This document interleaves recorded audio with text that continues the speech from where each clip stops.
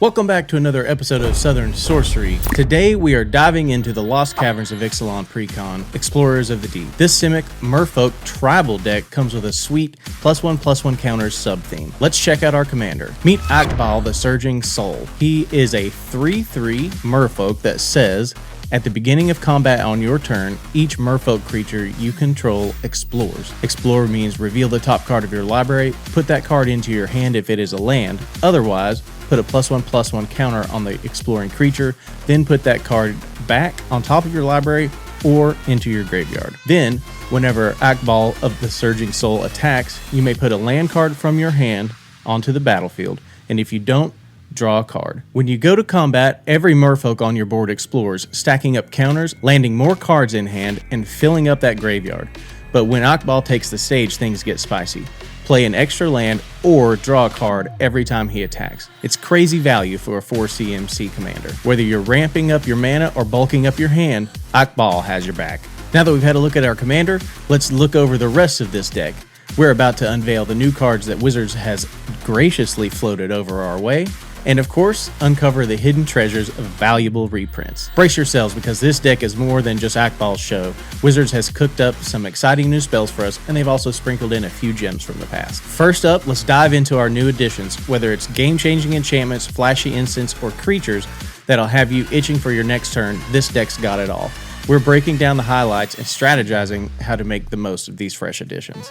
Alright, first up we have Zolotoyak, the Smiling Flood. This is actually a play on the South American salamander axolotl. So we've got a salamander serpent. It is 4 green-blue for a 6/6, and it says, whenever Zolotoyak, the Smiling Flood, enters the battlefield or attacks, put a flood counter on a target land. That land is an island in addition to its other types for as long as it has a flood counter on it. At the beginning of your end step, untap each permanent you control with a counter on it. So in a +1/+1 counters deck, Zolotoyak does not care what kind of counter, so just at your end step you can untap each permanent with any kind of counter on it. That's really good. And the ability to make other lands islands is also really good, because you can turn your forests into islands, making them dual lands, or you can make other players, your opponents, lands islands as well. And there are a lot of ways in this deck to give island walk,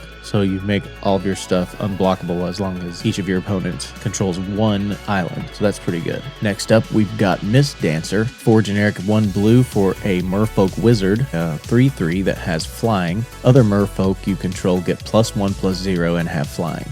Then it has an encore cost, 5 and blue.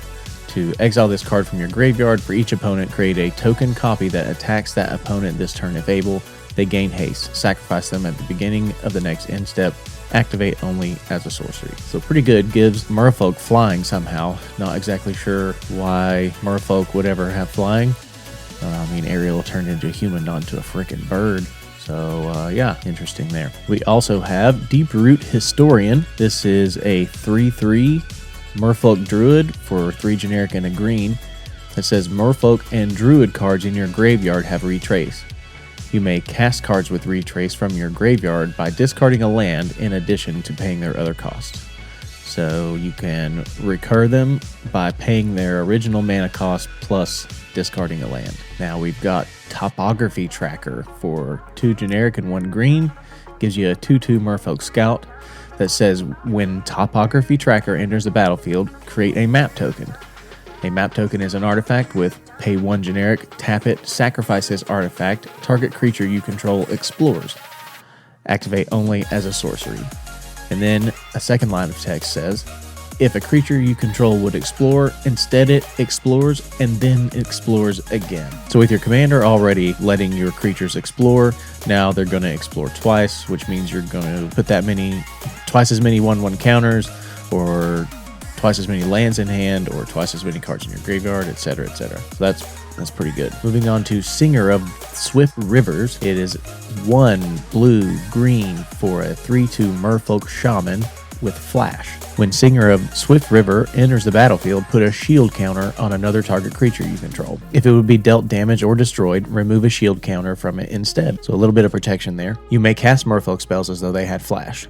So that's pretty good. A 3-drop that gives all your Merfolk spells flash. when your deck is full of them. That's pretty nice. And we have Tributary Instructor, 3 generic, 1 green for a 4/4 Merfolk Shaman that has Mentor. Whenever this creature attacks, put a 1/1 counter on target attacking creature with lesser power. Then a second line, whenever a creature you control with a 1/1 counter on it dies, draw a card. So that'll be nice for the board wipes to be able to draw a whole bunch of cards, which should then help you recover pretty quickly. Now we've got a couple of new sorceries.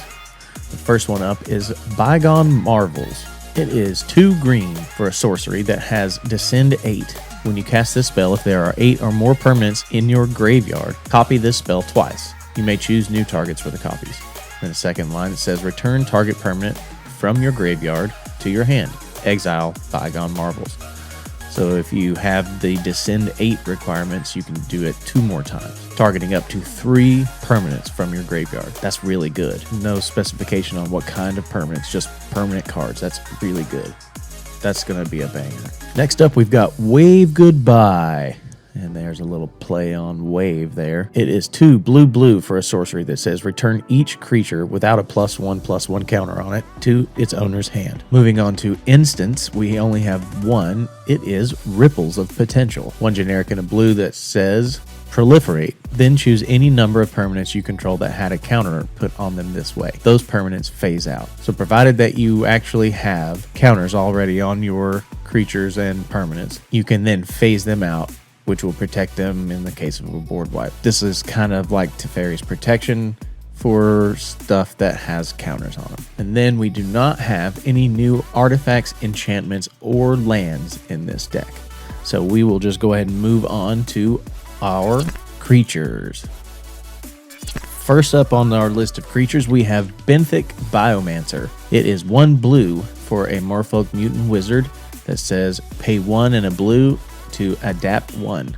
If this creature has no +1/+1 counters on it, put a +1/+1 counter on it. Whenever 1 or more +1/+1 counters are put on Benthic Biomancer, draw a card, then discard a card. Next, we've got Cold-Eyed Selkie, a Merfolk Rogue 1/1 that has Island Walk. Whenever Cold-Eyed Selkie deals combat damage to a player, you may draw that many cards. So if you can get some counters on her, you could draw a whole bunch of cards. Coral Helm Commander, a Merfolk Soldier for 2 blue that comes in as a 2/2. This card is fairly unique. It has the ability to level up for 1 generic, and you can put a level counter on this. Level up only as a sorcery. So level 1, it is a 2/2. Levels 2 and 3, it is a 3/3 flyer. Levels 4 and plus, it has flying, and then other Merfolk creatures you control get +1/+1. So it turns it into a Lord. So kind of interesting. You can get it out in the early game as 2. And then later on, if you kind of get stuck, you can just level this guy up. I mean, you can level him up anyway. You just have the option to level him up. So it's pretty cool. Deeproot Elite. Whenever another Merfolk enters the battlefield under your control, put a +1/+1 counter on a target Merfolk you control. He just grants other Merfolk +1/+1 counters. Emperor Mihail II. It is a 3/3 Merfolk Noble for 1 generic and 2 blue. You may look at the top card of your library anytime. You may cast Merfolk spells from the top of your library. Whenever you cast a Merfolk spell, you may pay 1.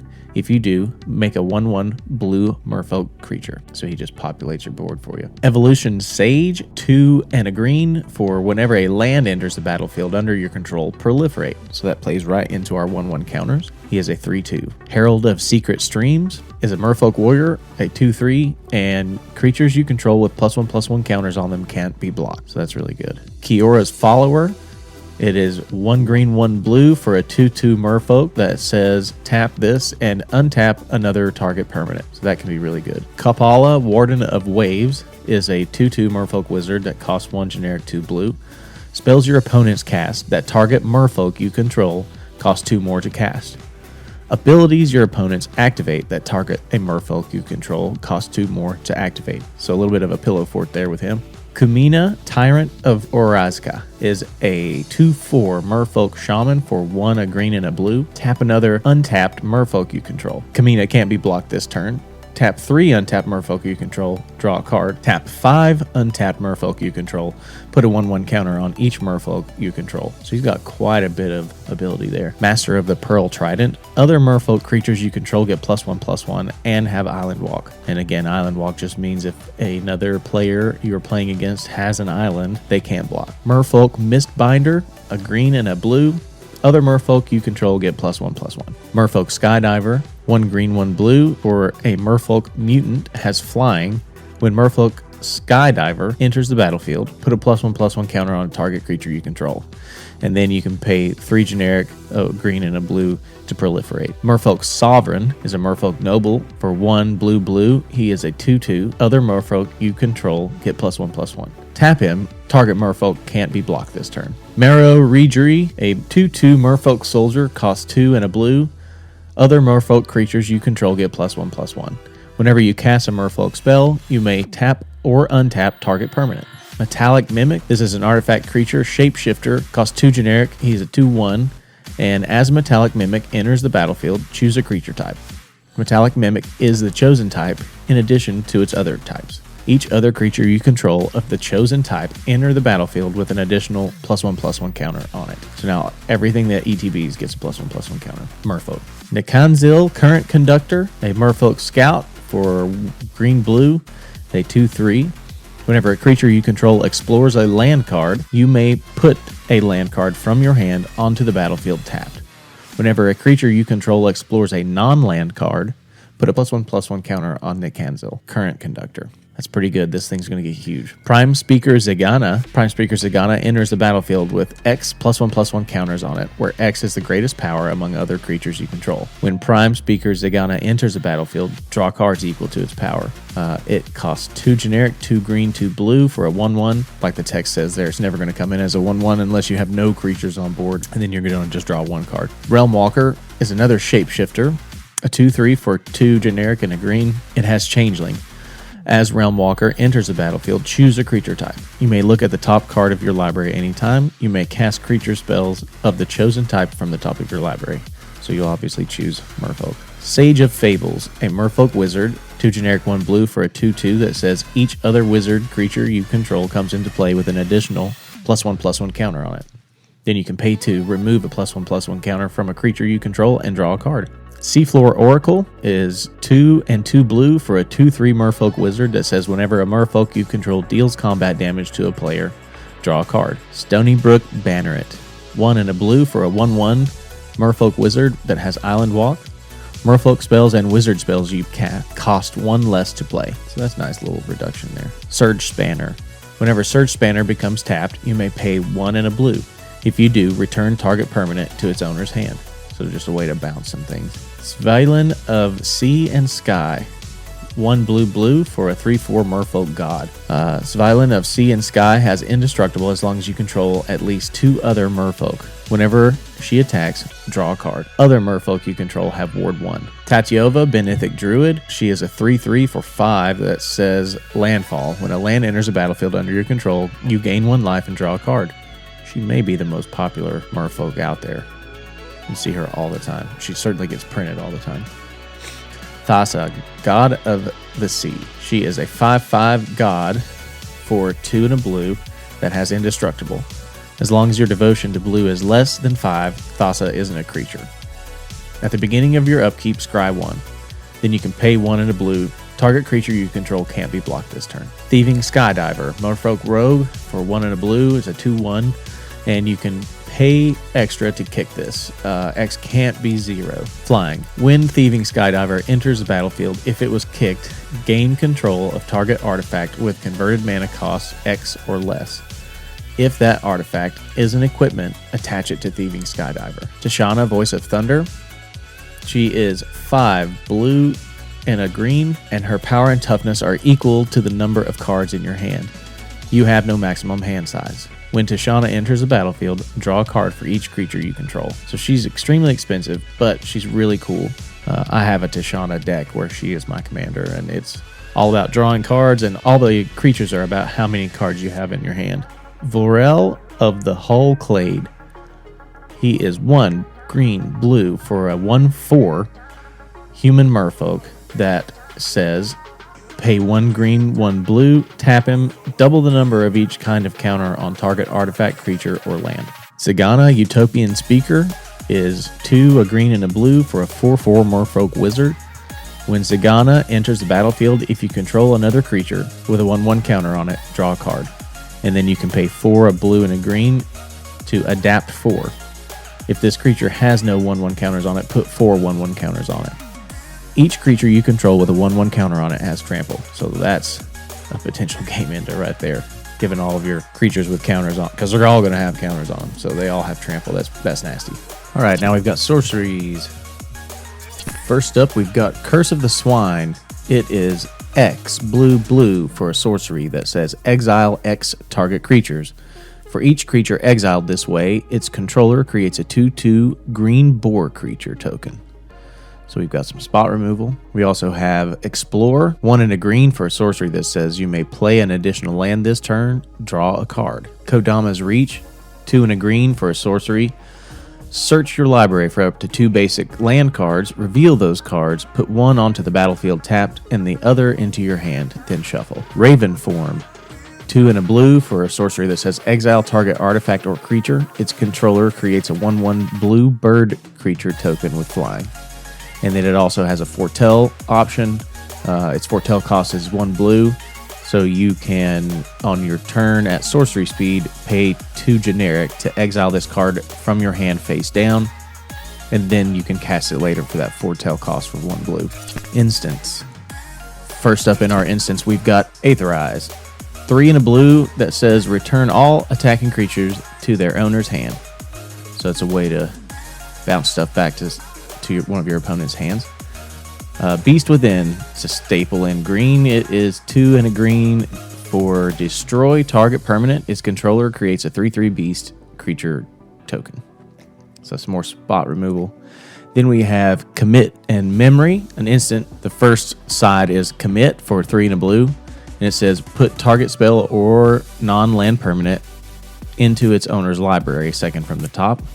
So a way to put something back into someone's library and make them have to redraw and recast it. And then the memory side is a sorcery that says Aftermath. Cast this spell only from your graveyard, then exile it. Each player shuffles his or her hand and graveyard into his or her library, then draws 7 cards. Next up, we've got Growth Spiral. It is Simic for an instant that says draw a card. You may put a land card from your hand onto the battlefield. Inspiring Call, 2 and a green.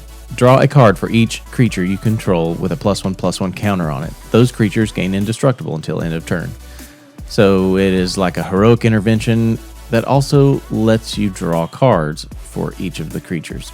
So that's pretty cool. Quandrix Command, 2 blue-green for an instant that says choose 2, and then it has 4 options. So you pick 2 of these. Return target creature or planeswalker to its owner's hand. Counter target artifact or enchantment spell. Put 2 +1/+1 counters on a target creature. Target player shuffles up to 3 target cards from their graveyard into their library. Rapid Hybridization, 1 blue for an instant that says destroy target creature. It can't be regenerated. That creature's controller puts a 3/3 green frog lizard creature token onto the battlefield. Ruinous Intrusion. Exile target artifact or enchantment. Put X +1/+1 counters on target creature you control, where X is the mana value of the permanent that was exiled this way. Next, we've got artifacts, and there are only a couple. First off, we've got Arcane Signet, which taps for a mana of any color in your commander's color identity. Commander Sphere also adds 1 mana of any color in your commander's color identity. Simic Signet, you pay 1 generic and then it taps for a green and a blue. So it's a way to kind of turn your colorless mana into colored mana. Soul Ring taps for 2 colorless. And Swiftfoot Boots. Cost 2, you can equip it for 1, and it gives your creature hexproof and haste. Moving on to enchantments. Branching Evolution. This is probably the best card in the deck. It is certainly the most valuable card in the deck. So it's really nice to see it getting a reprint here. It is 2 and a green for an enchantment that says if 1 or more +1/+1 counters would be put on a creature you control, twice that many +1/+1 counters are put on it instead. So it's a a counter doubling. Then we have Deep Root Waters for 2 and a blue that says whenever you cast a Merfolk spell, create a 1/1 blue Merfolk creature token with hexproof. So that's pretty good. You're going to be making those, and they're going to come in, and you're going to put a bunch of counters on them, so having hexproof is really good. Hardened Scales, 1 green for an enchantment that says if 1 or more +1/+1 counters would be put on a creature you control, that many +1 +1/+1 counters are put on it instead. So it adds an extra counter every time you put a counter on something. Specifically +1/+1 counters. Kindred Discovery is 3 blue and says as Kindred Discovery enters the battlefield, choose a creature type. So obviously we'll choose Merfolk. Whenever a creature you control of the chosen type enters the battlefield or attacks, draw a card. I mean, you're going to be doing a lot of card draw if you can get this out early. Reflections of Lietjara. It's an enchantment for 4 and a blue that says, as Reflections of Lietjara enters the battlefield, choose a creature type. Whenever you cast a spell of the chosen type, copy that spell. So you play 1 Merfolk, you're going to get a second one for free. And Simic Ascendancy. Green-blue for an enchantment that says, pay 1 generic, 1 green, 1 blue, and put a +1/+1 counter onto a creature you control. Whenever 1 or more +1/+1 counters are put on a creature you control, put that many growth counters on Simic Ascendancy. At the beginning of your upkeep, if Simic Ascendancy has 20 or more growth counters on it, you win the game. So normally I wouldn't think that that's feasible, but in this deck, it definitely is. Plus you've got ways to proliferate, so you can just proliferate the growth counters on Simic Ascendancy. Plus then you would probably win just from, if you have, if you have 10 permanents out with counters, you proliferate once and you win the game. That's nasty. Easy win con. All right. Lands. As with every precon, the land base is typically the thing that lacks the most. This is actually a really strong precon. Even in the lands, it's got actually some really nice lands that you don't normally see getting reprinted. These precons are very good straight out of the box. There's a handful of tapped lands, but I think there's like 4, and you can get rid of those and put in other things that come in untapped, or fetches, or shocks, or whatever you have in your collection already, and you can make this thing really hum. First off, we have Alchemist's Refuge. It adds 1 generic to your mana pool, and then you can pay green-blue, tap this, and you can cast non-land cards this turn as though they had flash. So literally everything. Creatures, planeswalkers, sorceries, artifacts, all of them at instant speed. Command Tower, got a few forests. Hinterland Harbor, this is a good reprint. Hinterland Harbor enters the battlefield tapped unless you control a forest or an island, and then it taps for either or. Karn's Bastion, this is really good in this deck. You tap it for a colorless, or you can pay 4, tap it, and proliferate. This is an interesting reprint. Llanowar Reborn. Llanowar Reborn enters the battlefield tapped. Add green to your mana pool. Then it also says Graft 1. This land enters the battlefield with a +1/+1 counter on it. When a creature enters the battlefield, you may move a +1/+1 counter from this land onto it. So with proliferation, you could potentially leave one of the +1/+1 counters on Llanowar Reborn, and then when you proliferate, you would be able to have more that you could move around to creatures as a ETB. Mosswort Bridge. It is a land that has Hideaway. This land enters the battlefield tapped. When it does, look at the top 4 cards of your library. Exile 1 face down, then put the rest on the bottom of your library.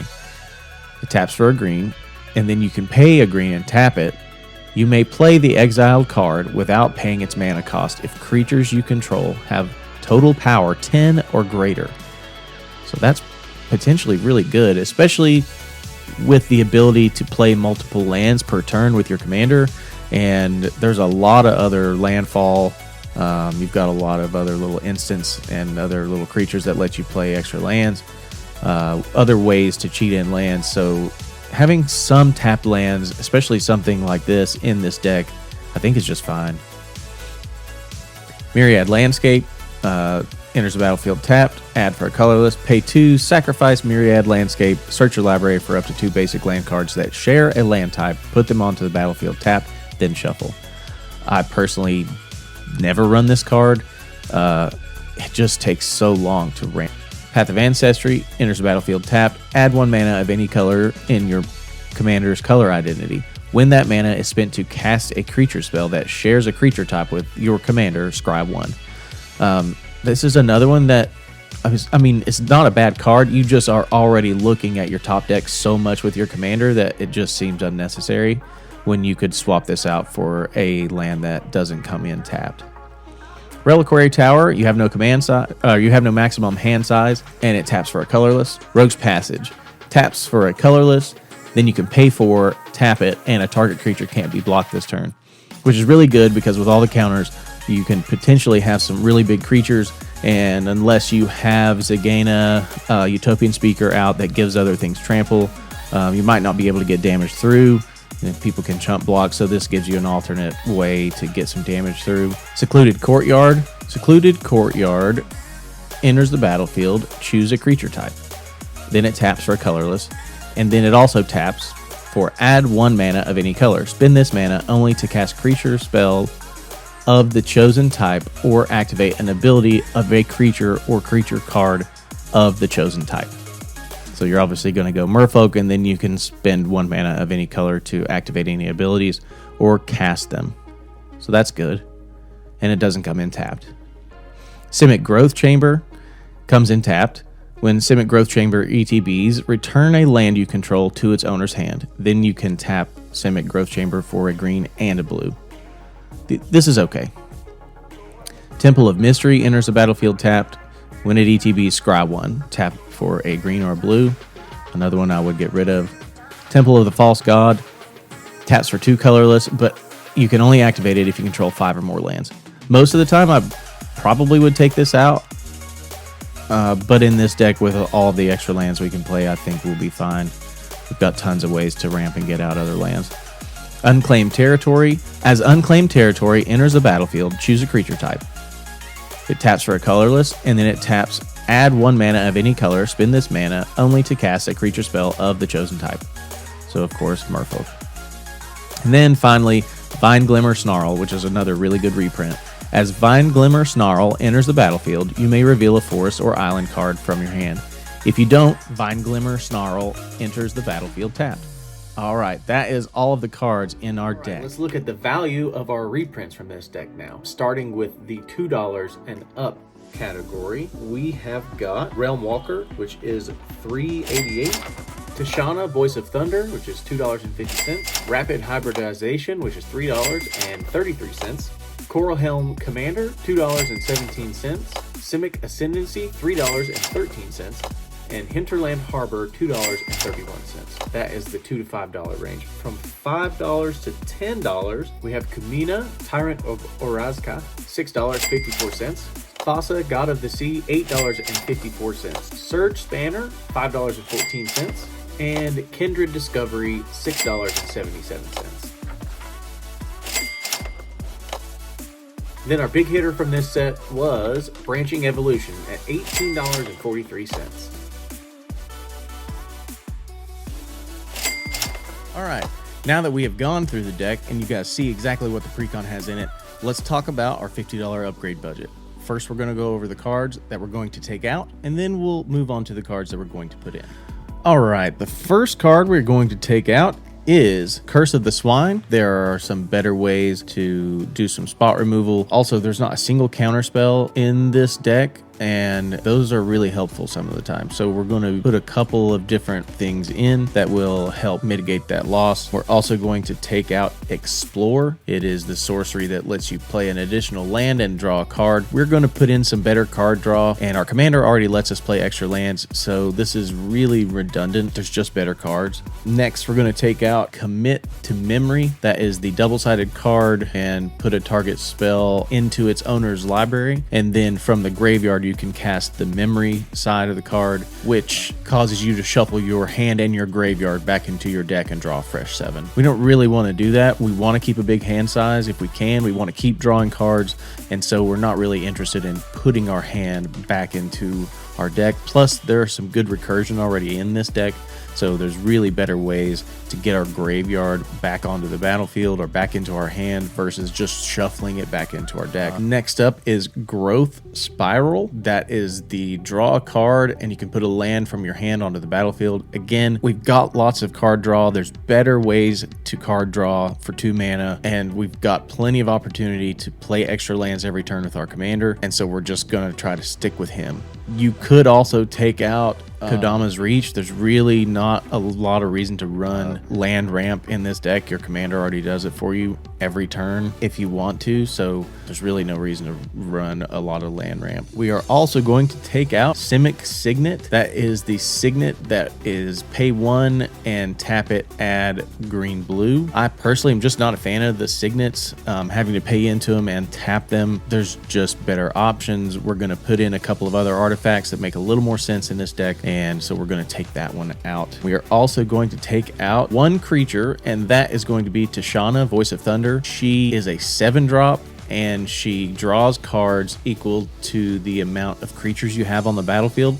So she's not guaranteed to hit and draw you a whole bunch of cards. Her upside would be that you do want to draw a bunch of cards, and so that her power and toughness are based on the amount of cards in your hand at the time. But she's just a little clunky in this deck. 7 is a lot of mana to sink into something that might whiff if you've just had a board wipe, or early in the game if she ends up in your hand on like turn 2, you're just going to be stuck holding her for a long time. Which is saying a lot because I have a Tishana deck and she's the commander and I love that deck, but it's a completely different deck than this one. And then the rest that we're going to take out are going to be lands. We are going to take out the tapped lands, so we're going to get rid of Myriad Landscape, Path of Ancestry, Simic Growth Chamber, and Temple of Mystery, and 2 basic islands. All right, now that we've decided what we're going to take out of the deck, let's go over what we're going to put in the deck to make it even better.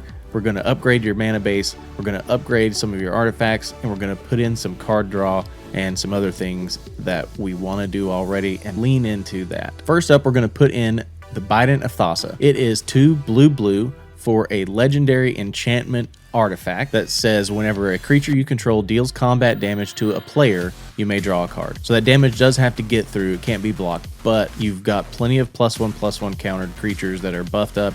You've got some ways to make tokens. You should be able to be getting through damage pretty consistently. And as a backup, you can also, at instant speed, pay 1 and a blue, tap the Bident of Thassa, and creatures your opponents control attack this turn if able. So it sort of goads your opponent's creatures, which could be really good. If your creatures are all bigger than your opponent's creatures, then they have to swing out. They don't have to swing at you, but potentially you could get rid of some creatures that are on the board that you don't want on the board, and then that would be a way to help you get through the damage to continue drawing more cards. Okay, next we are going to put in Kindred Summons. This is a unique tribal card. It is 5 green for an instant that says choose a creature type. Reveal cards from the top of your library until you reveal X creature cards of the chosen type, where X is the number of creatures you control on the battlefield. Put those cards onto the battlefield, then shuffle the rest of the revealed cards into your library. So this could be a game ender. If you've got 6 or 7 creatures out, creatures of any kind, cast this for 7, and then you go through your library, find that amount of creature cards, so it'd be merfolk. So you'd put 7 or 8 merfolk straight onto the battlefield without paying their mana cost, which is already crazy value, and then you take the rest of the cards you revealed that weren't those creature types and you shuffle them back into your library. Next up is Decanter of Endless Water, which is 3 for an artifact that taps for 1 mana of any color and gives you no maximum hand size. So that's one of the reasons we took out the Simic Signets for that one. And then we're also going to put in Thought Vessel. It is 2 taps for a colorless and also gives you no maximum hand size. Next, we're going to move to a sorcery. This is Overwhelming Stampede. It's a great game ender. It fits in here pretty well. You could obviously go with a Craterhoof Behemoth or Enrace Forerunners. This one was a couple bucks, and so we picked that one to fit within our budget. It's a sorcery that says until end of turn, creatures you control gain trample and get +X/+X where X is the greatest power among creatures that you control. So with +1/+1 counters going out and your branching evolution and your hardened scales, you should have some pretty big creatures out there, 6, 7, 8 power. Then this will give the rest of your creatures trample and the +8/+8 buff until the end of turn. So you should be able to get through and potentially clear out the board for the win. We didn't have a lot of protection in this deck, so we went ahead and added Heroic Intervention. It is 1 and a green for an instant that says permanents you control gain hexproof and indestructible until end of turn. So this is great when someone tries to board wipe you as you're trying to cast your Overwhelming Stampede. It gives you the ability to get through. No one can mess with your stuff because it's got hexproof and indestructible. So outside of a white board wipe that exiles, a farewell or something like that, you should be able to get your win con through. Or, in the mid game, if you're trying to build your board and somebody goes to board wipe, you can get this and stay one step ahead. Next, we're going to go with Arcane Denial, which is a counter spell that costs 1 and a blue. It says counter target spell. That spell's caster may draw up to 2 cards at the beginning of the next turn's upkeep. Draw a card at the beginning of the next turn's upkeep. So when you cast it, whoever spell you counter is going to draw 2 cards on the next upkeep, and you will draw 1 card on your next upkeep. And then we've got the classic counter spell. It is blue and just says counter target spell. Just a classic counter spell. Now we've got a few lands that we are going to put in. This should really help this deck. It's already really aggressive and pretty good straight out of the box. Mana base is always the thing that lacks in these precons, so we've gone ahead and upgraded that a little bit for you guys, and let's look at those cards right now. First up, we have got Norwegian Heart of Progress. This is a unique land. It taps for 1 colorless, and then you can pay a green and a blue and add a 1/1 counter to a creature if it entered the battlefield on this turn. So it's just a way to put counters on creatures as they enter the battlefield. There's a few other ways to do that in this deck, but this is a cool and kind of unique way to do it. Bark Channel Pathway. This is a dual-sided land. You can either cast it for its green side or for its blue side, for whichever one you need to mana fix you in that moment. Breeding Pool, Shock Land. It comes in tapped unless you pay 2 life. So if you need it right away, you can shock it in and take 2 damage and it'll be ready to go. Or if you don't need it, you can always let it enter tap and then just use it next turn. Rejuvenating Springs. This is the land that taps for green or blue and enters the battlefield tapped unless you have 2 or more opponents. So like commander lands, as long as you have more than 2 opponents, it's made for commander. And finally, we have Yavimaya Coast. This taps for a colorless, and then if you need it to tap for a green or a blue, you can pay 1 life and it will do so. So that is our $50 upgrade, which puts us at $46.80. So coming in right under budget. We will go ahead and do a big upgrade video with like a no budget upgrade for this to really tune it, but we'll do that at another time. So check that out. We'll probably put it in the description. Thank you guys so much for checking out this deck tech and rundown and upgrade video. If you like this content, please like and subscribe. We really appreciate all of our subscribers. Thank you so much for the support. We're also on Discord, Patreon, all that good stuff, which will be linked down below. Thank you guys.